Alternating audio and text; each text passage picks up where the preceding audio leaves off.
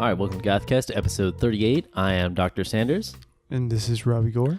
And today we're going to be talking about a band that... how do you pronounce this, Robert? How do you... Well, I say Xmal Deutschland. Yeah, a lot of people say Xmal Deutschland.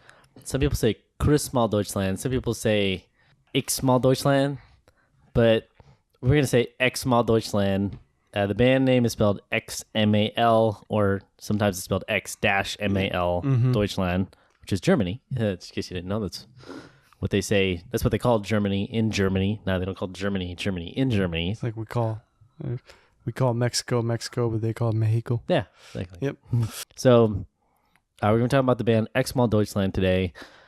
A band probably known as most for their, kind of aggressive brand of gothic rock, akin to maybe Susie Sue or the early Susie Sue albums. And then, of course, later, a lot more aligned towards new wave music. Yeah, there very much is divide in their music. A lot of their earlier material is very kind of prototypical post-punk music, the kind of stuff that you would see influence a lot of both goth bands and death rock bands alike. I would say I feel like a lot of death rock bands could have been influenced by that just because there was a lot of aggression in the early albums. Yeah, definitely. And then you have the later albums, which are much more geared towards new wave and synth pop type stuff. And so obviously those are lighter songs, and some of them very beautifully written, others I will get to. Yeah. But yeah, so there very much is a divide in their sound. Yeah. But today we're going to be talking about all their albums because they only have 4 full-length albums. Yep. I do want to say, though, that the one thing that we're not really going to be talking about, but I'll just quickly mention it here, as a lot of people are familiar with the song and like the EP Incubus Succubus. Yep. It's a good song. I know it's like included on gothic rock things. It's considered like a goth staple, pretty much. I like it. It's very aggressive. I would say that has a lot in line with what their first album is. So yes, very much. A lot of what we're going to say about Fetisch is going to be similar to it. And we almost kind of consider it an extension of that album. And so I just want to throw it out there that even though we're not sitting and like talking in depth about that, maybe if we do something like goth anthems or something for one episode, we might bring it up. But I thought that... Or maybe in a video review we'll talk about something it. Something about that. Yeah, something like that. And also, while I do know some German, I do want to say that we are not fluent in German, and I haven't been as good as I used to be. So anything that we mispronounce on some of these first few albums, because all their track titles, or a lot of them, are German songs. So if we mispronounce anything, just kind of give us a little bit of a pass on it. Yeah, my father's family is going to crucify me. Yeah. Yeah, I'm German on my father's side. Well, I'm a vampire, and I've been dead for hundreds of years, but I was mostly based in Italy around that time. So, that is what it is. So let's get on to some of the history. Why don't you talk about some of the history?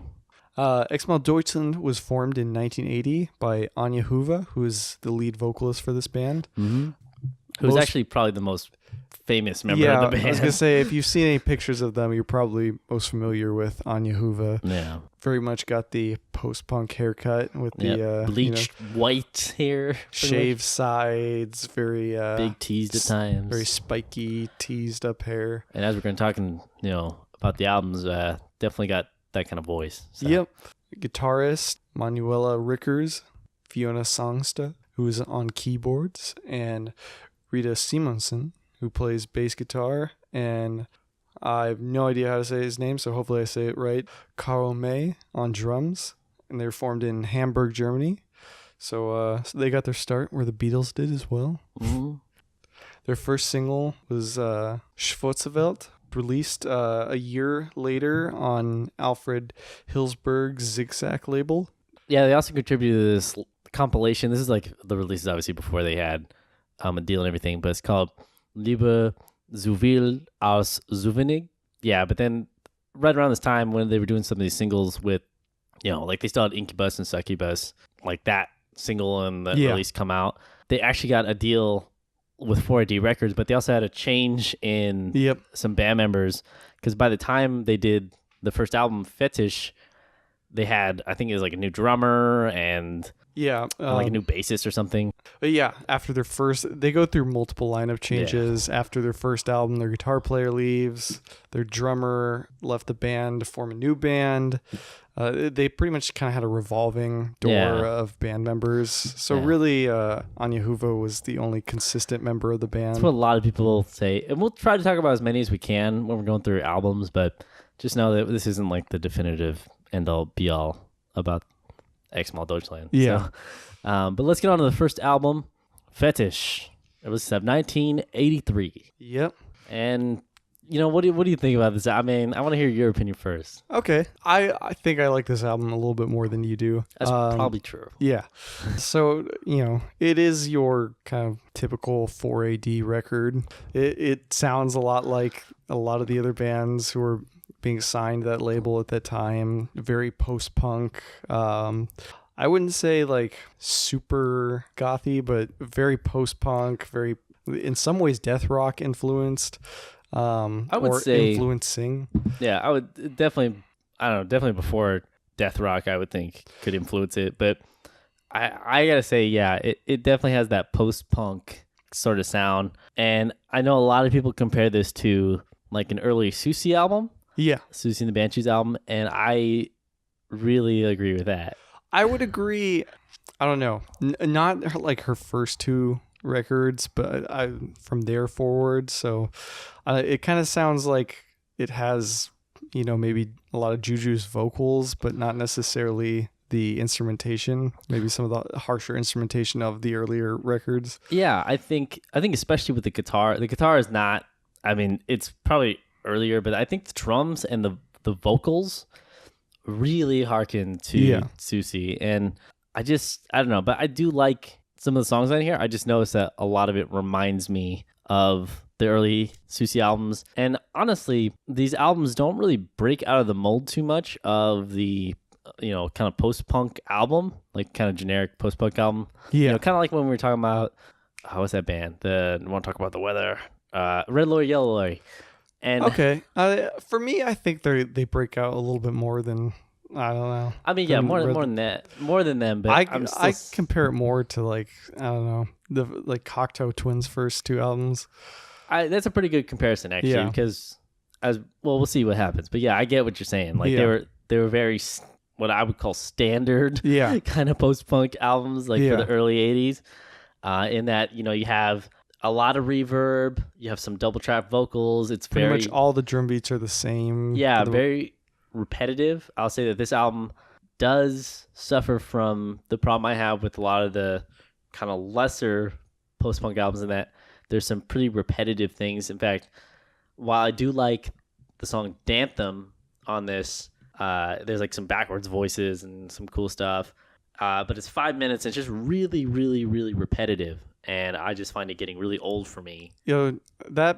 I actually didn't really like that song. I felt like it was mostly just, I don't know, overproduced noise.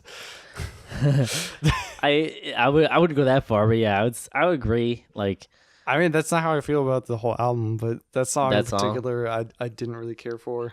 Yeah, but I thought, you can go first. Well, another one of the ones I want to talk about is In der Nacht. And it's like has this creepy keyboard. It's instrumental and it's just kind of wailing, but that's a great track. Yeah, I like that song, even though it is repetitive and stuff. So I just want to say that just because something repeats itself a lot doesn't mean it's necessarily bad. And that's a perfect example of that. And like, I love the keyboard on that and the instrumental. Yeah. Well, and one of the things I like about the keyboard on that song, and it actually happens on a couple of other songs on this album, is that it is a synth sound. I can tell it's not an actual organ, but it is supposed to somewhat emulate an organ, and it's very much like kind of a creepy horror punkish death rock, like 45 Grave kind of sound, like that sort of thing. Like whenever 45 Grave would have like an organ sound on their records, it was always like that kind of sound. And there was a lot of, I don't know, that song has a lot of cool like rockabilly influences on it as well. And so for me, that one had like the kind of campy, spooky appeal to it. Yeah. And so for me, I like this album because although it's not a perfect album, I see a lot of influences that could pull them in potentially different directions. Mm-hmm. And so yes, on certain songs, I would definitely agree they can be quite repetitive. For me, a perfect example of that is Orient. It's got some cool things about it. Like some of the parts are cool. I don't really like the keyboards on that track. I like the keyboards on the song. I like it. I don't. I like it a lot. I think that the Egyptian sound just doesn't work with the song at all. Reminds me of like Arabian Nights or something. It's like the story of Arabian Nights, not the song. I know, but Arabian Nights. It's like someone recorded a really bad Arabian song for a video game. And like the ew. I don't know about that. It's pretty harsh. I don't like that song. I like that. I like it more. I think I like it a lot more than you. Then, yeah, I really like the keyboard parts on it. It's got this kind of like Egyptian sound. I found that song so droning. A lot of like goth bands did that though. I mean, I know, and I didn't appreciate it. Yeah, I mean, like I think the only band that I was ever okay with them doing that was The Cure. I don't know about that. I mean, what about Arabian Nights by Susie or Cities and Dust? Don't like those songs. We That's talked right. about I know. that. Yeah, we did have that discussion. I remember that now. God, you have awful taste in. Yeah, I have awful taste. You have awful taste in in Egyptian really crappy Egyptian songs. No, in Egyptian influenced songs written by classic goth bands. Uh-huh. I want you to know that specifically your music tastes are lacking there. It's like saying you have really bad taste in Del Taco hamburgers. Those are so good. Oh yeah, so what else were you saying?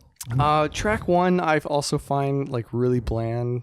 Qual. I really found that one to be kind of I think that was droning. a single too. Yeah. I don't know. I didn't get into it, but for me, track 2 and 3 were both really good. I feel like you probably didn't like those ones as much. I didn't like Young Man. I mean, it has a good bass line. I thought the bass, I agree. I thought it was a great bass line and a really good synth patch as well.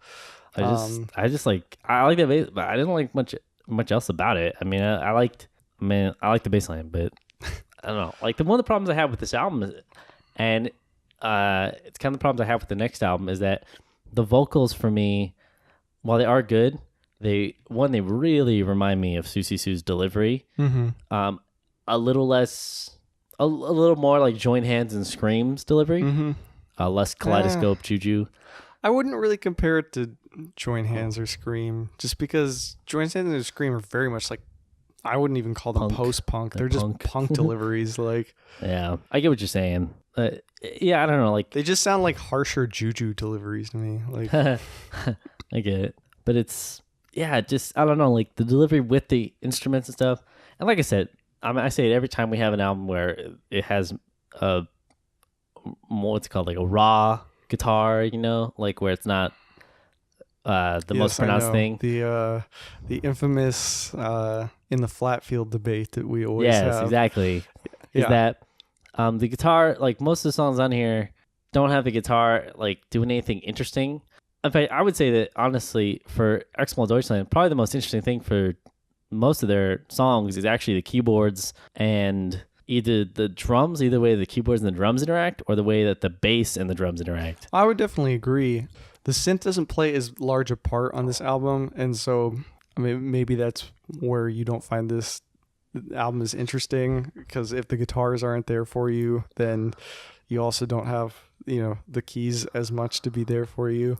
Yeah, well, you have songs like Hand in Hand, which the guitar and the keyboard like really play off each other, which it's probably my favorite song on the album. It's also like spooky as hell, so I really like it. Yeah, that one also has kind of a campy horror punk vibe to it. Yeah, and then Boomerang I think is probably like, I think Boomerang is probably the best song on the album. I think so too. I think that is like the perfect example of what they do really well.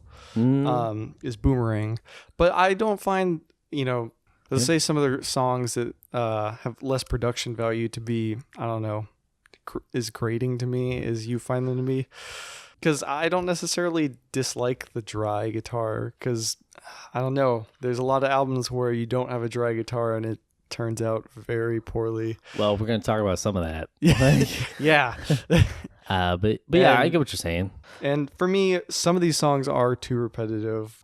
And while some of it's still present on the next album, a lot of it is addressed on the next album, and I don't find the next album drones on as much. I agree with that. And so for me, I don't know. We'll talk about it when we get to the next album. But I find this album to be a good setup. You know, it's not a perfect album. It's not a perfect release by any means. It certainly has its problems. Yeah. It's certainly subject to being repetitive.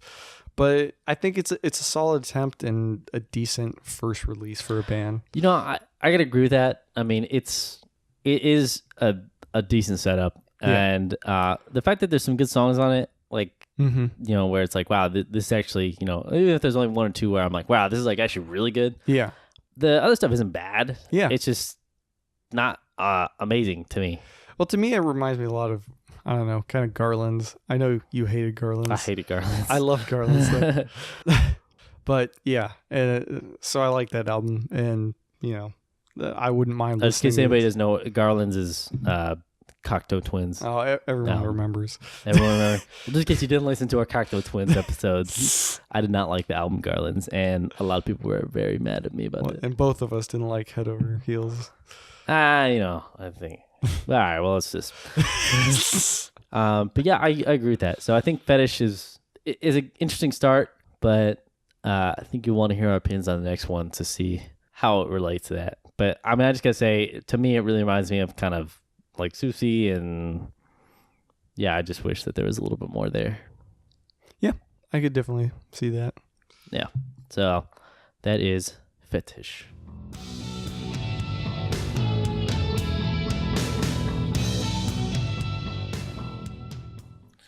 All right, so now we're on to recent interesting goth stuff, AKA Riggs.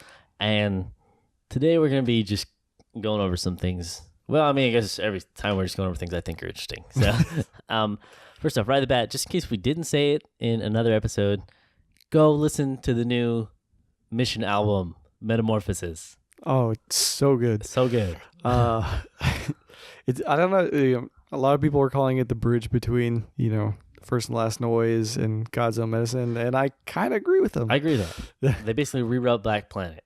I'll say that.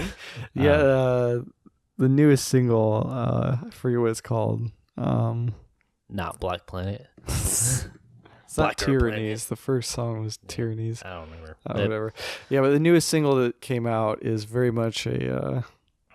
if you listen to the guitar part carefully, it's pretty much the guitar part from Black Planet. Yeah. But go listen to it just in case we didn't mention it. It's been out. It came out like September 30th, but we've been playing it. It's amazing. So, yeah. Team Hussy. Yep. Team Hussy. All right. So relating to the Mission, and why we keep saying Team Hussy, is there's kind of some controversy with Wayne Hussey and Peter Murphy. And in an interview recently, Wayne Hussey kind of took a little bit of shot, and he kind of blamed Peter Murphy for it in some ways. I'll just kind of quote him. He does so with jest to a certain extent, so yeah, it's not entirely serious. Yeah, and so when he's asked about the recent tour and everything, and the Mission are headlining a gig, Hussey said, we're coming up. We're not coming up with him. We're going to meet him there. Yep. He's on the first part of the British tour, and the first show we will see him in is in Glasgow. I'm obviously aware of Peter from Bauhaus days. I know he has had a few little snipes at us over the years in the press, but I won't hold that against him. I only met him about 3 or 4 years ago for the first time when he was playing in Sao Paulo, Brazil. Mark, the guitarist in Peter's band, used to be in the Mission, so I went along to see him. I was back in the VIP area, and in the show, Peter mentioned a couple of times that there was another legend here tonight. I thought, another legend? He does speak very highly of himself, does Peter? God bless him. Wow. They did an encore, and he called out for me to come on the stage. I was ducking down, but everyone got their smartphones out. I thought, oh, Christ. I got up there and sang Telegram Sam as he starts with him. That was the first time I met him. We ended up going back to the hotel instead of drinking. I got on well with him, but he thinks he's the king of goth, and he thinks we all owe him a debt. That's fine. I'm repaying my debt by giving him a support slot. This is yeah. And then he goes on to say, I want to make that clear. He says, I'm the grandfather of goth. I became a grandfather last year. I don't mind being called the godfather of goth. It's one of the better things I've been called over the years. Yeah. It's so, one of the reasons that this article is as funny as it is because Peter Murphy is notorious for hating being called goth. Yeah, it's especially in the past. I mean, now he's trying to say, like, oh, I'm a legend, and like, I started this whole scene. Yeah, and... but I mean, there's literally an interview done when he was not young. I mean, this is in the 90s or like the early 2000s when, and he's like, the guy's asking him like, hey, what do you think of goth? He's like, I've never heard of goth. I don't know what any. I've never heard any artists. The only people I know who are goth are Marilyn Manson and Nine Inch Nails. Yeah, that's what Peter Murphy says. This is a direct quote from Bauhaus. Singer Bauhaus. Even Peter Murphy. Okay, says that he has never heard of goth. Doesn't know any bands. When asked about whether or not David Bowie was year one for goth, he just shook his head and rolled his eyes. Says, I don't know. I don't know anything about goth. Yep. So it's just And, there's probably going to be some people who'll be like, well, the Sisters of Mercy said they weren't goth either. But that was mostly from Andrew Eldritch and pretty much after Wayne Hussey had left the band. Yeah. Their gothier record, which I would argue is, First and Last and Always, is best album. Written pretty much entirely by Wayne Hussey. Yeah, by The Mission. Yep. Yeah, I think this is hilarious. And of course, there was all sorts of people who, we got sent this a lot of times. Yeah. By various people who were like, what team are you on? And I was like, because I was already familiar with how much Peter Murphy has been like, no, I'm not goth. I don't know anything. I don't know. I just can't believe that quote where he's in an interview being filmed and says, I've never heard of goth. I only know Marilyn Manson and Nine Inch Nails, which everyone else knows. So I just for that quote, I had to support Hussey. Like, even if I like Bauhaus' albums more, I mean, just because, I support him from both ends, from the musical standpoint and from the standpoint that Peter Murphy. I know you always like Wayne Hussey anyway. Yeah, I know. I love me my Mission. I know. That's why we always keep saying we're Team Hussey. Yeah. But yeah, man, that's some bold words. Like, just, I don't know. He's just very blatantly. You can tell he just has like a distaste for him. Like, for Peter Murphy, he's pretty. Well, I mean, I feel like a lot of people have a distaste for Peter Murphy personally. Well, I don't know. I mean, I've never met him, but of course, a lot of people say that he's very stuck up, and I mean, I don't. People compare him to Morrissey a lot. Well, his own bandmates like Daniel. Basically, they said the whole reason that the Bauhaus reunion fell apart was, and the reason that Go Away White is the way that it is because of Peter Murphy. Yeah, I think we even talked about that in our third episode when we talked about that album. And I say this too, as a fan of Peter Murphy, I think that Peter Murphy is what makes like a lot of what Bauhaus is what they are. Daniel Ash and David J, the rest of the band, Kevin Haskins, they all play an integral part, but I don't think they would have been Bauhaus without Peter Murphy. Yeah, they would have been Love Rockets. Pretty much, yeah. But maybe there is some debt owed to Peter Murphy, but if he wants to claim it now, it's a bit too late. I know, should have been doing that over the years. I don't know. I mean, he has done lots of goth things and festivals, but I don't know. It's just weird to me. I don't know.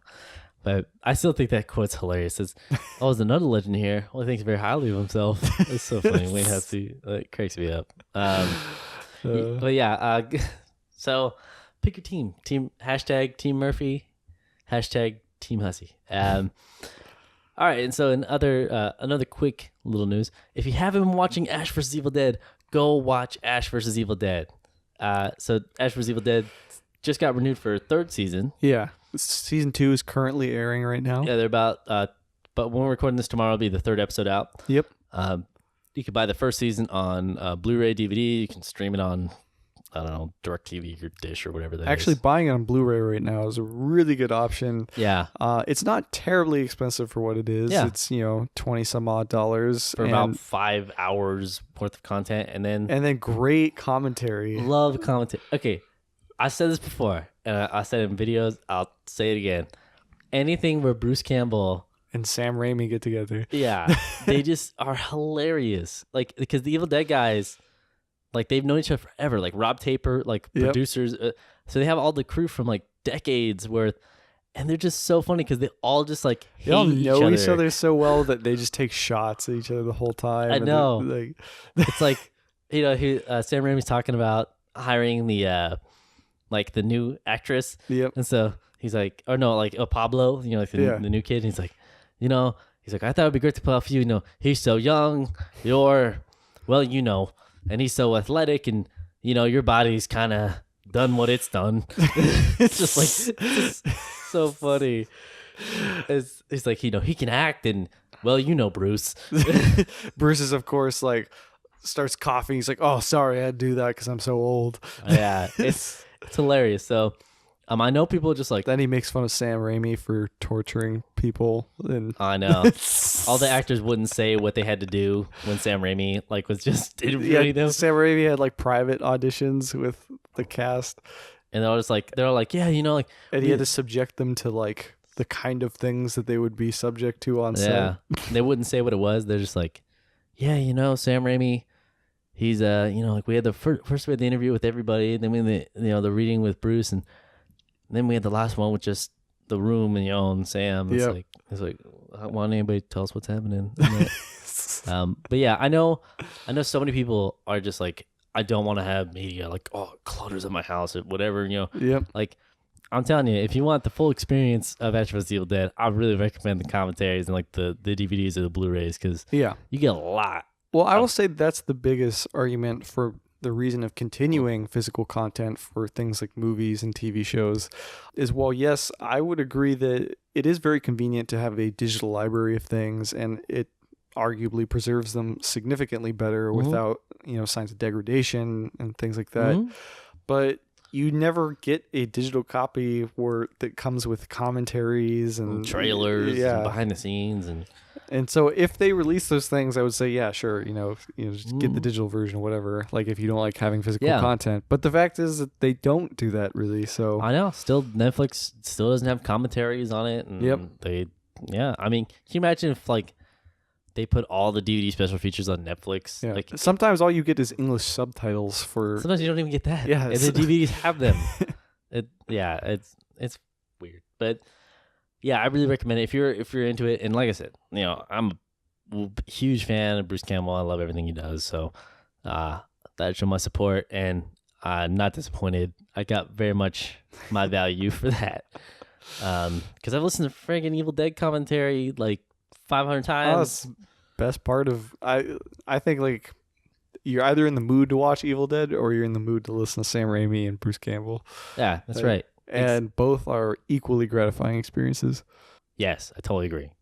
And then on a sadder note, so if you like horror movies, over the last few decades or even 90s shows, people didn't do the makeup, right? Yep. Like, all special effects make the creatures, right?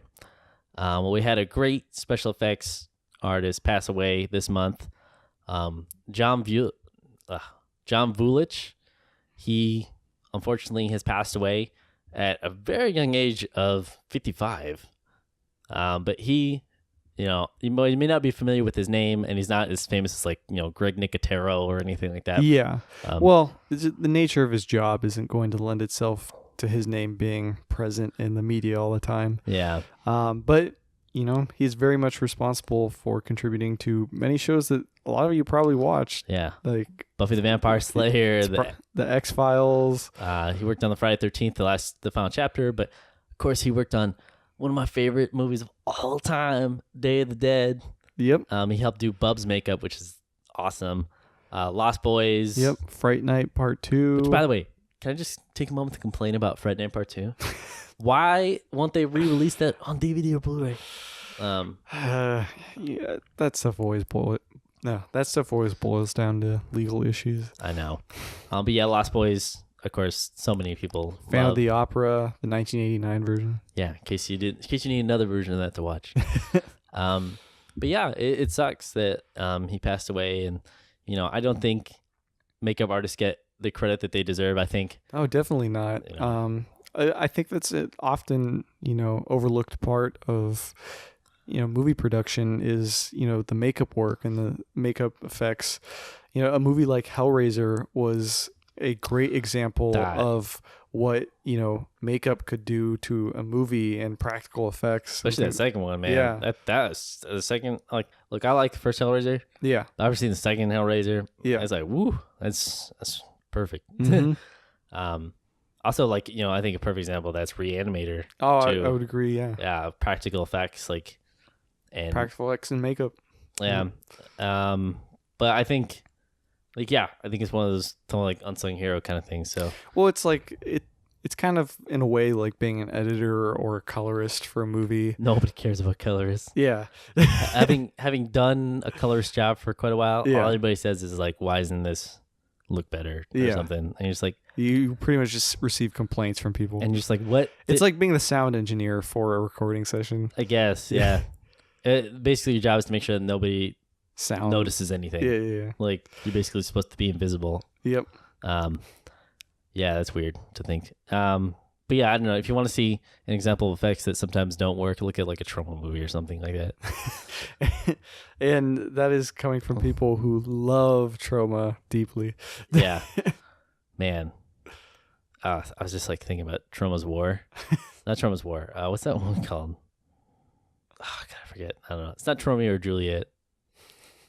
I don't know. Some movie I'm thinking about. You pretty much take any trauma movie. It's makes you totally screwed up. But yeah, I think, should be appreciated. But that is our recent interesting goth stuff. So we have Team Hussey, Team Peter, which by the way, you should go listen to the new Mission album. Yep. After Evil Dead Season 3 and go support them. Yep. Go get the Blu-rays, the DVDs, and listen to the commentary and go laugh. And then, of course, John Vulich, sadly passing away. And that is our recent interesting goth stuff. Yep.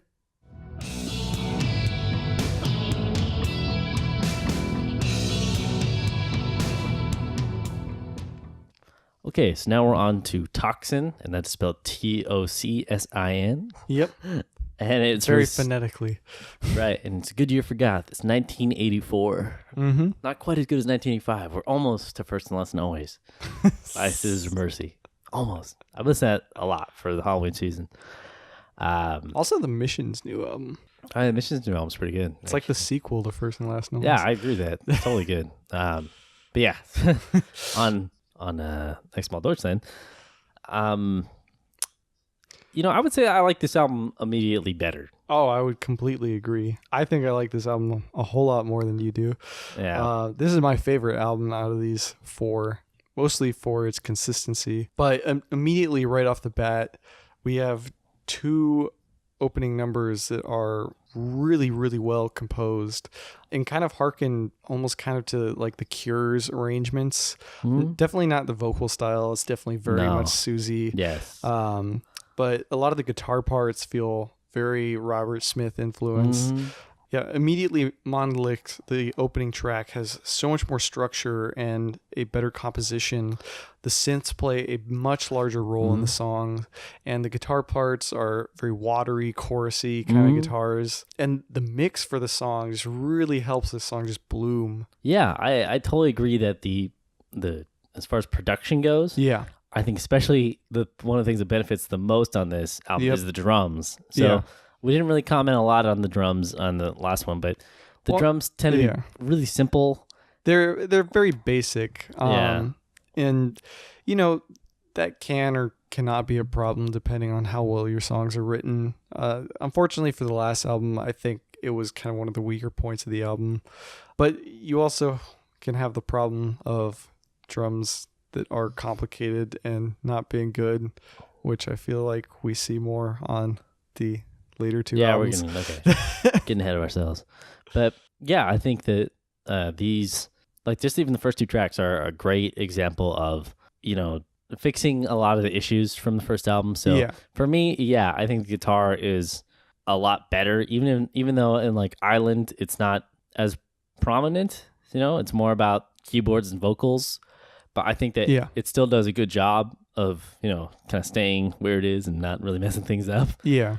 But I do feel like their dynamic is very much more about the keyboards and the vocals interacting than it is about the guitar being a part of the band. I agree. I feel like that's kind of their strong suit in the first place. And then you have songs like Reigen, which has awesome drums, cool guitar effects, has that really chorusy and bright sort of sound that I like. So you see a lot of, I guess, what else was going on in music, maybe the kind of new wavy, or definitely with the Cure's sort of brand of music. Well, and it just seems like a natural development for what the last album was. Again, I kind of draw comparisons to the Cocteau Twins with this album. A lot of people compare them to the Cocteau Twins. Yeah. Yeah.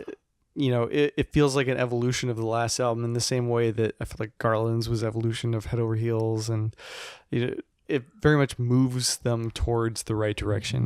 Yeah. But that's not to say this album is without problem. Yeah. Because there are some songs on here that I just can't get into. Yeah. Tog for Tog. Tog for Tog. Yeah. Yeah. I don't dig that song. I don't like it. Yeah. It's too repetitive for me. Not my thing. That's actually really the only... Well, okay. No, for me, there's another. The only other one that I didn't really, at least I wasn't okay with on this album, actually was Xmas in Australia. I was gonna say it's okay, same. All right, yeah. So it's weird. It's really weird. Again, that's another one of those tracks that I just think is overproduced noise. We have a lot of Australian fans, so I'm wondering if they listen to this every Christmas. I hope not. Who knows? Maybe they're Feliz Navidad. Written by a German band? I don't know. Right. But Feliz Navidad was written by Canadians, right? I will say the song Augenblick. Augenblick? Yeah. Yeah. Try my best here. Okay. Pardon my German, anybody who speaks it. Pardon both our German. Yep.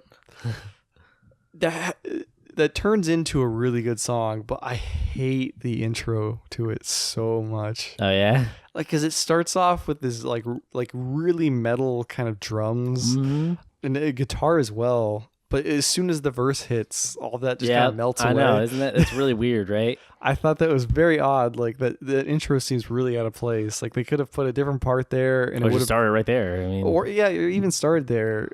It would have made more sense, and it would have made the song better overall, I think. Yeah, I agree. But I think, when it actually gets to the good part, I think it does a great job of blending everything together and it's like a really good song.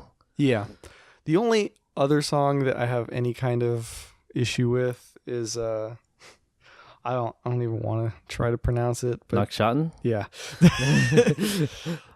It's not a bad song, but this song is a perfect example of what happens on the next record that I don't like very much, which is you have a lot of really down-tempo songs that start to drag a lot. Yeah. And I felt like that song in particular dragged a bit on this album. I gotta say, for that, I think I probably like that song a little bit more than you. I really like the chorusy bass effects, and I just thought it had this kind of creepiness to it, and I really liked it for that. I just found it really repetitive and boring.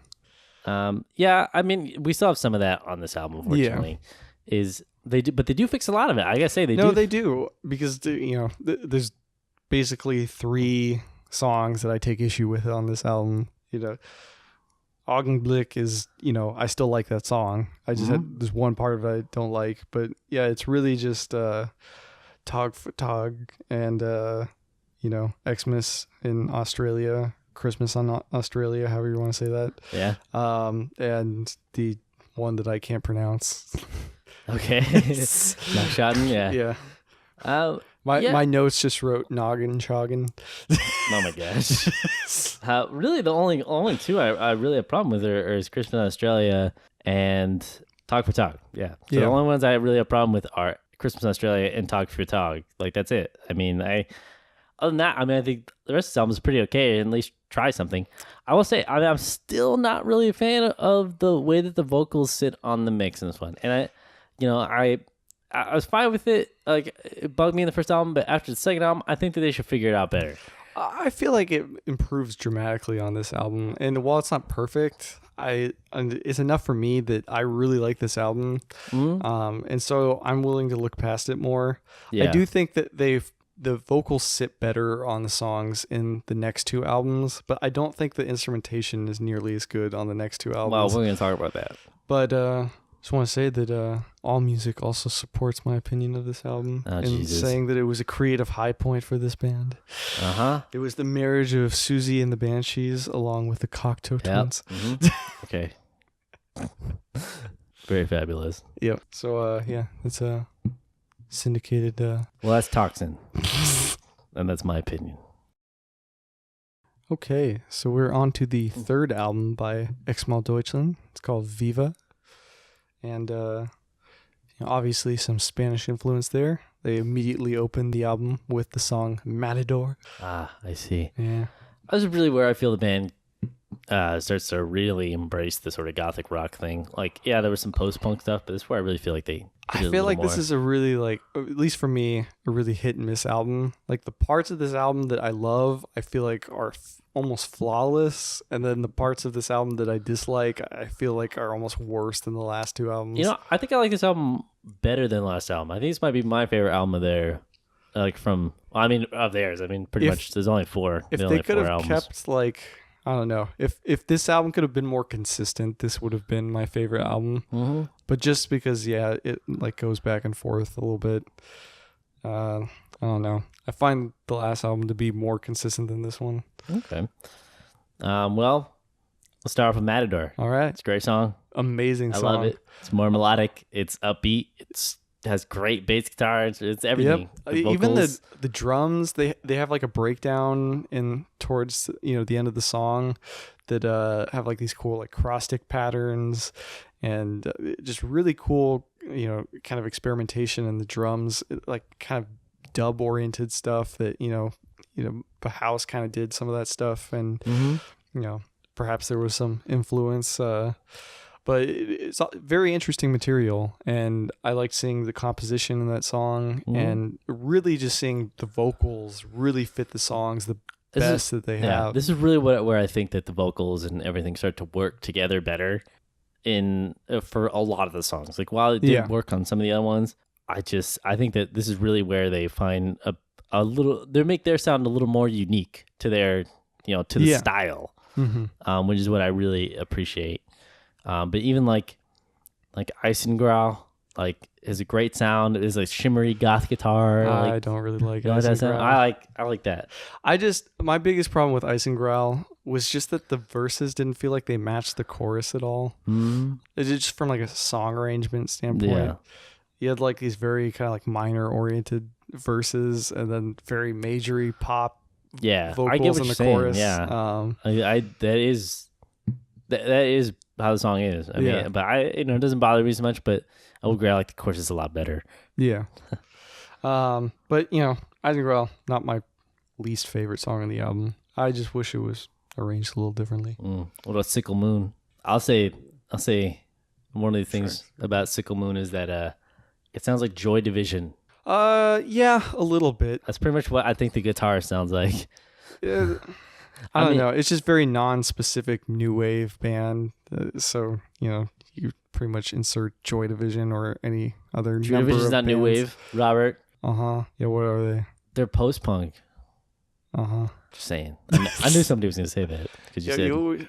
Okay. Well, what about their second album? That's still post-punk. It's teetering on gothic rock. It was influential. Yeah, teetering on gothic rock. The point is that I think the guitar kind of sounds like Joy Division guitar on Sickle Moon. It does. But I still think it's a good song. That. Yeah, it's a good song. I don't like the guitars on the song. Jesus, man. Killing me here. Killing me. What, you like Joy Division guitars? Yeah, I mean, I don't know. I always thought that was like the weakest point of Joy Division's sound. Well, there's not much of. I mean, the bass is like the strongest point of like all their songs. Well, the bass is really good. Peter Hook's amazing. Yeah. Well, the point is that it sounds like Joy Division guitar. Yeah, the guitar is not terrible for me, just a little bland. Well, one of the things that I think makes it sound really much more goth, or like of this time goth, because this is '87, so it's been a few years since the previous album. I think songs like Polarlicht have like a super stereotypical goth guitar sound. I think that's one of the best songs of the album. But it's also one of the songs that really reminds me of Susie and the Banshees. For me, for me, it reminds me more of the Gothic Trilogy by Cure. Oh, really? I mean, yes, her vocals very much scream Susie, but I don't know. I guess I was paying more attention to the instrumentation, which sounds a lot more like the Cure's instrumentation. Because Susie and the Banshees, like, their guitars are really pretty dry. Like, even on the more watery guitar parts, they still have this very kind of dry mix to them. Whereas the Cure were very much more about going for lush guitar sounds. Well, they've been staring so long at these pictures of you. Yeah. I think that Polar Lipped is a really good song. Like I said, I think Matador is a perfect opener. I think If Only is a really good song. I think that's another one of the really strong points on the album. On that. I like that a lot. Yeah. I think, okay, here's what I think my favorite one is. Feuerwerk. It has cool bass line. It's a like really long song. It's like starts off slow. It's a multi-part epic, you know. I dislike this song. Really? I love this song. I think this is where I was referencing in the last album where I said they start to drone on in their down-tempo songs. I think that this is a perfect example like why this album works. It's because it's just like the multi-part song, like it just works really well for how they build it up and how they go back to the other parts after they bring it up. Bothered me about this song is it like they spend all this time building to the only part of the song that I cared about, and then they went back to the part that I hated. I think it works so well. I'm disappointed you don't like that song. You're a monster. I'm disappointed that you like it. I don't know. It just reminds me of like some of Typo Negative's like longer songs that didn't like really mesh that well. Well, I don't know what you're talking about because Typo Negative is perfect songs.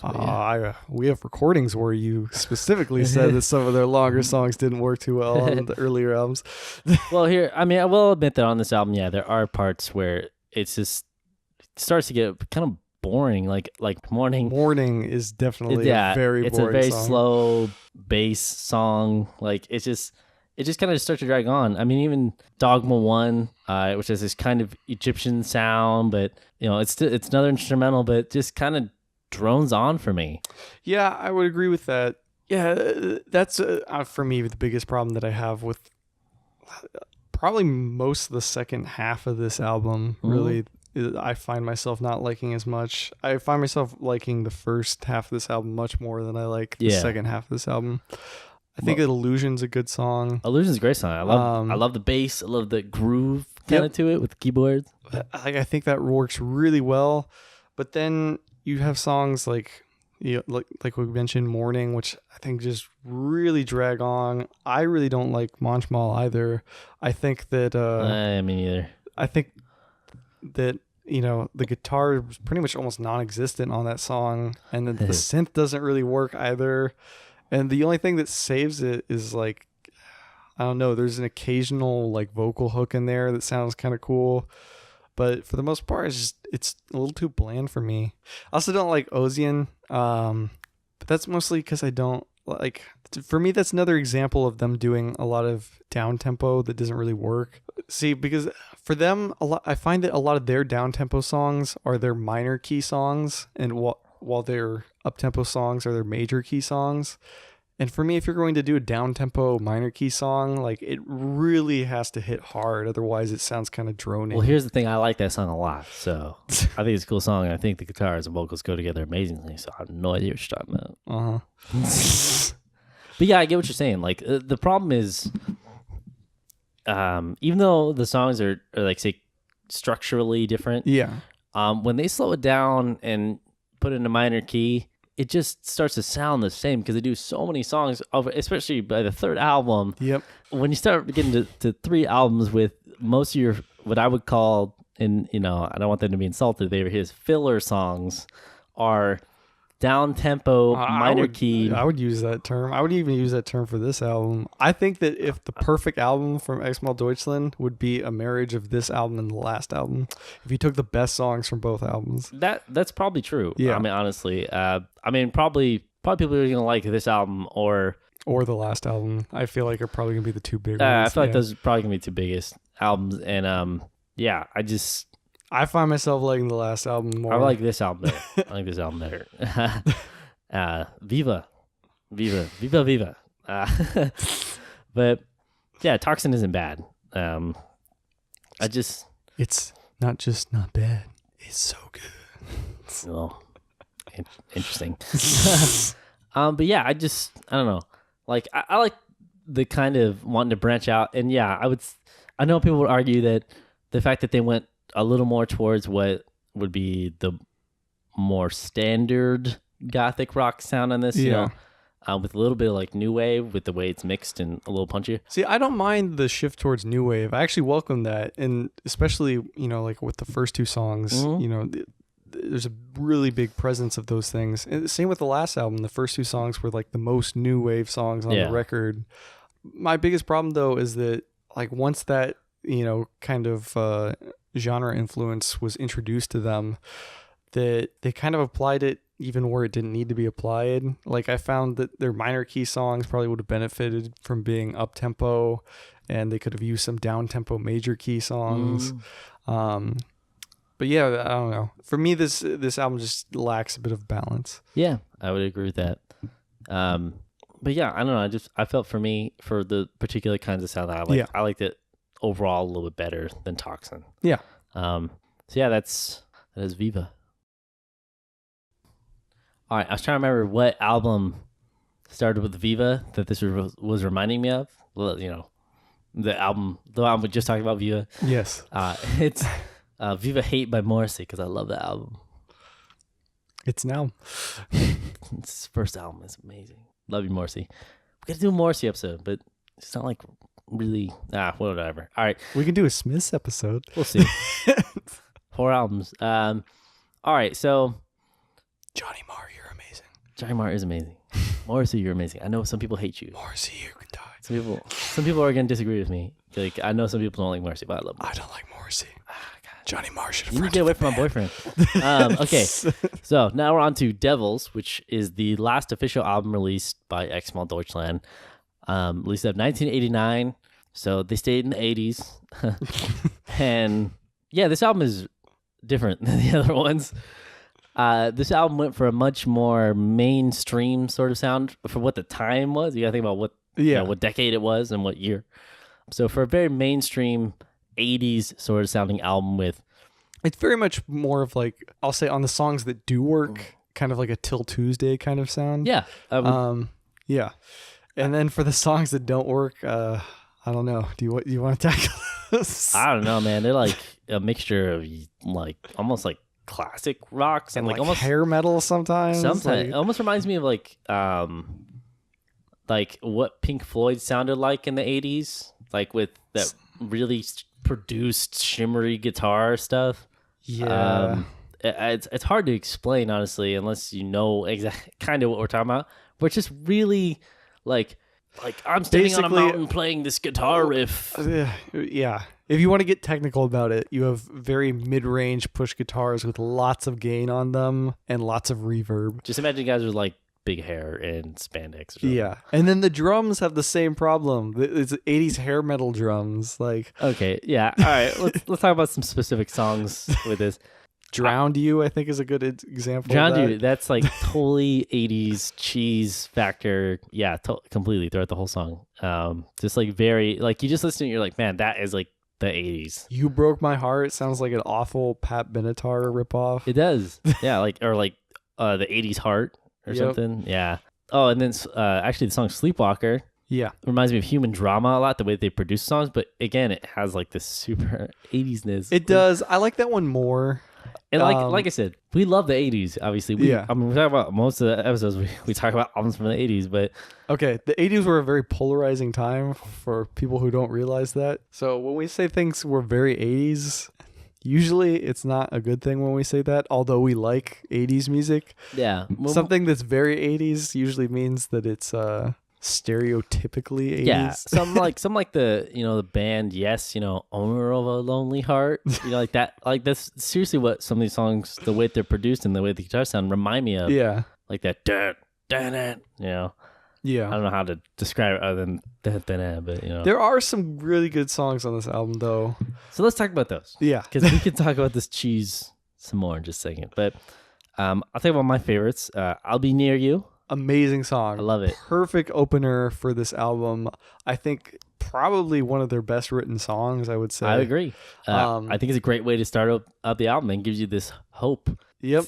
It does. Like when the first two songs in general. So for me, Searchlights as well. Yeah. Is also a very beautiful song. That might be my favorite. Yeah. It has this very like cool, spooky, whimsical mentality about it.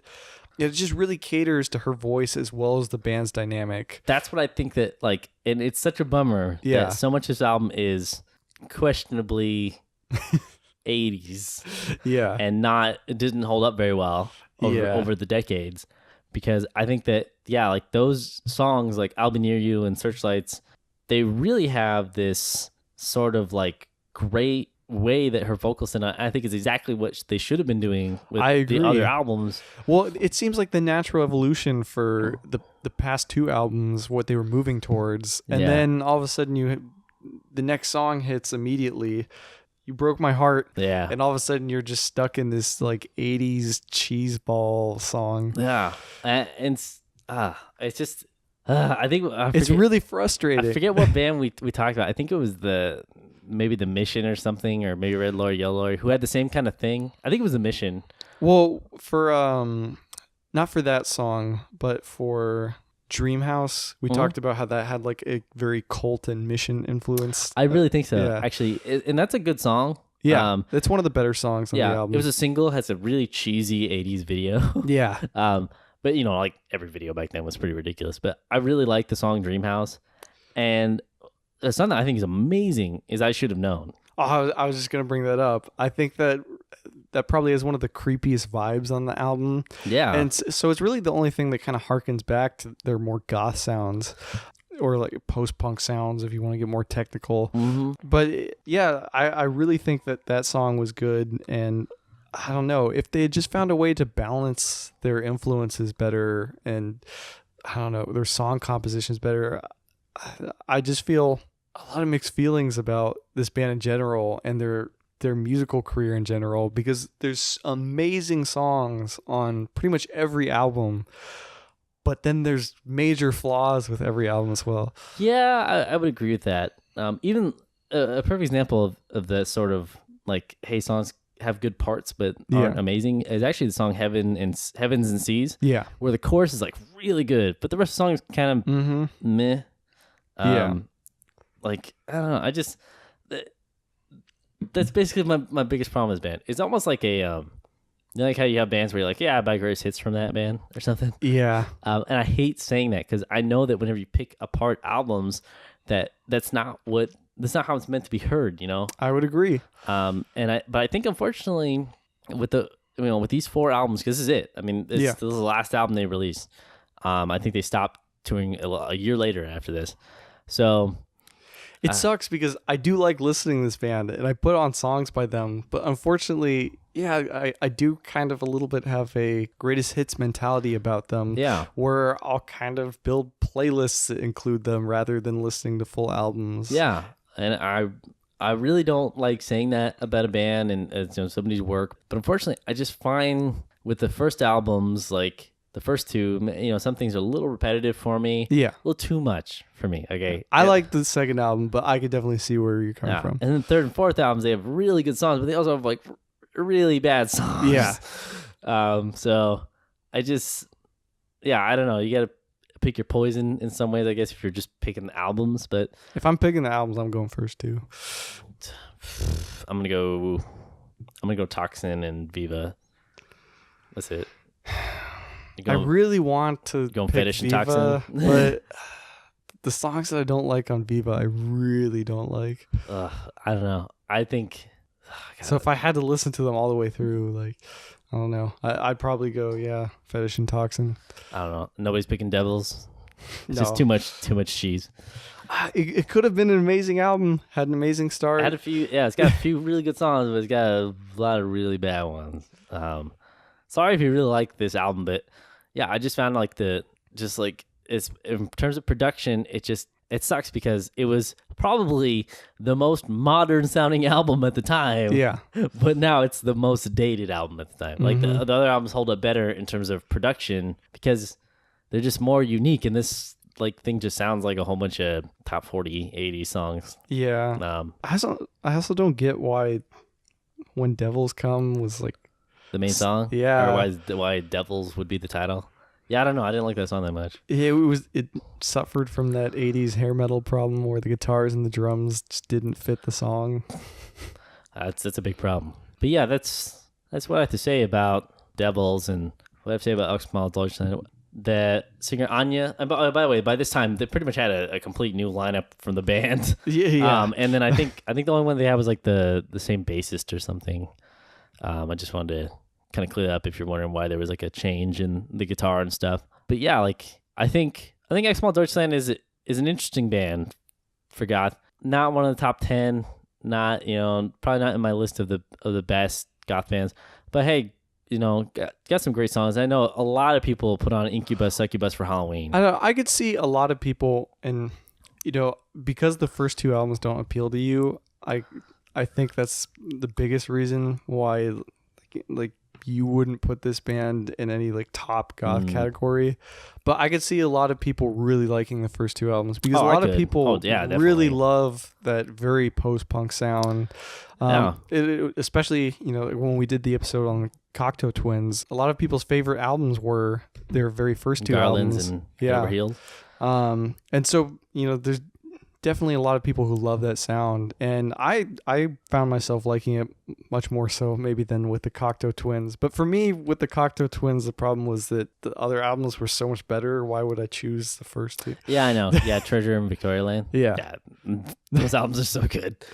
But yeah, I would say like I always say with every episode, especially with the band that we kind of don't like some of their material, is you can always listen and make up your own mind. We're not, definitely. And like I said, if you like Susie and the Banshees and you are just sick of hearing their album, I don't know why you would ever be sick. If you like something between Susie and Cocteau, then this is pretty much it. Yeah, it's pretty much the missing link. So just take a listen for yourself. I know Anya Huva, she still does like art and stuff, and she's pretty actively like pursuing her own interests. I don't really know much about anybody else in the band, but very interesting band. One you might have overlooked, and one you might be interested in, but. Hope you've enjoyed our discussion of them. So hope you like Chris Small, Xmal Deutschland, or whatever you call them. Yeah. If you guys love this band to death, we're sorry if we were a little harsh on them. Don't worry, we'll get slaughtered by comments. I'm sure we will by somebody. And if you hadn't heard them before, I hope you find something that you like in this band. Yeah. So thanks for listening to Gothcast. This has been episode 38. And do you know who Gothcast is brought to you in part by, Robert? Who? It's the Belfry. Really? Yeah, the Belfry. So if you want to see a whole bunch of podcasts, a big podcast network about, Gothic interests, and you can listen to Cemetery Confessions, which we were actually on that show. And their latest episode was quite interesting. Or you want to listen to Requiem or tons of different things. Yep. You can go to belfry.rip, and there's also links to external blogs and YouTube channels and all that stuff, which they like. And of course, for our social media, you can find us. Okay, so I thought of a better way to say this. So yeah, all right. If you're looking to find us, yep. You can just search Gothcast on Facebook, Instagram, Tumblr, and then for Twitter, you can... See, the problem is that we can't remember which one goes with which. Yeah, so, because I heard, like, I forget who it is, like, you can... Yes, our Facebook and Instagram are just Gothcast. Facebook, Instagram, and Tumblr are all just Gothcast. Yep. Gothcast. And then if you're trying to look for our Twitter, it's _Gothcast_ because somebody idiot took Gothcast. I'm going to make that better one of these days. And then, of course, if you want to find everything related to us, go to our website, gothcastradio.com. No www, because why would we do that? And then if you want to see my continuing video series on things that I enjoy for October, and which I call Gothtober, And me occasionally hitting Donnie with things. Yeah, Robert does all the behind the scenes things, and strangles me and canes me and hits me. But yeah, that's all on Gothcast video on YouTube. So I think the video I just released was a review of Evil Dead. But I've been doing, I did Ministries with Sympathy review of that. I think got some Bauhaus coming up, and just everything that I really enjoy for some good old Bahadu. Bahadu. I guess. First time we say that on the episode. We always say, well, we'll discuss that some other time why we call Bauhaus Bahadu, but that'll remain a secret for now. But yeah, if you want to see any of that, or you say YouTube is your format where you really enjoy things, then you can go subscribe to Gothcast video, Gothcast space video on YouTube. Not the word space, but like a physical Gothcast space. Space key. Video. So I hope you've enjoyed Gothcast, and of course, on this Gothtober, I want you all to stay spooky.